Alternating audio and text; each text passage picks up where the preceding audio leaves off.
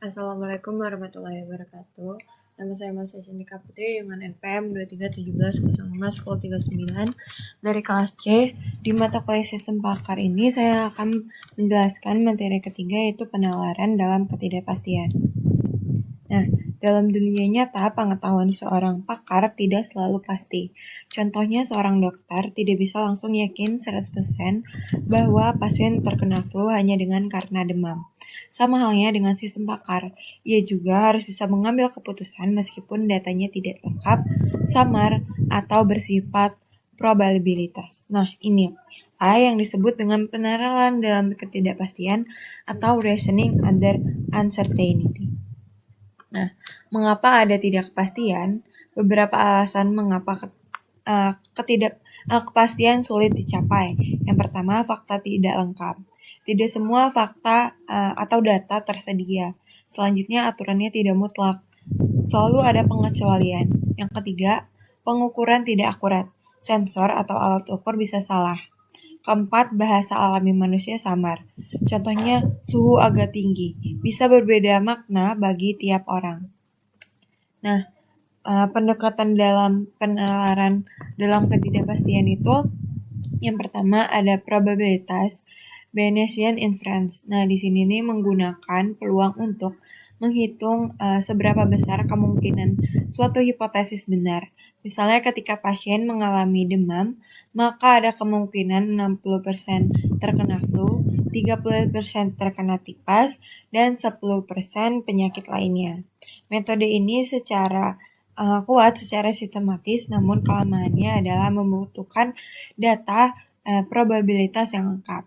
Selanjutnya ada metode SC, Certainty Factor. Nah, metode yang ini banyak dipakai pada sistem pakar medis, seperti MYCIN. Nah, CF ini digunakan untuk menyatakan tingkat keyakinan pakar terhadap suatu fakta dengan nilai antara min 1 hingga 1. Di mana plus 1 berarti sangat yakin benar, 0 berarti tidak selalu tahu, dan min 1 berarti yakin salah. Sebagai contoh, jika pasien batuk, maka kemungkinan pneumonia bisa dinyatakan dengan CF sama dengan 0,7. Nah, selanjutnya ada fuzzy logic.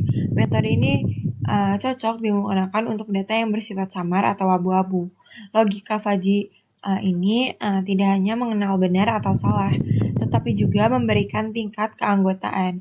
Contohnya, suhu 3,7 derajat Celcius bisa dianggap 0,6 normal dan sekaligus 0,4 demam ringan.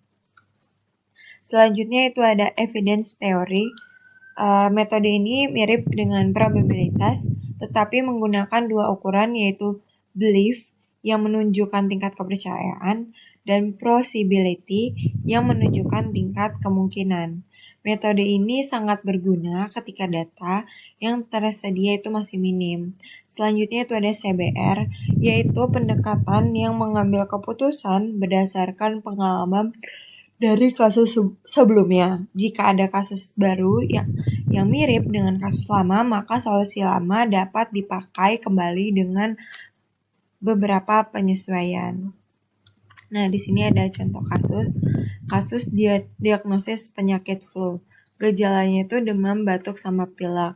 Nah, probabilitas flu-nya itu 70%, tipesnya 20%, COVID-nya 10%.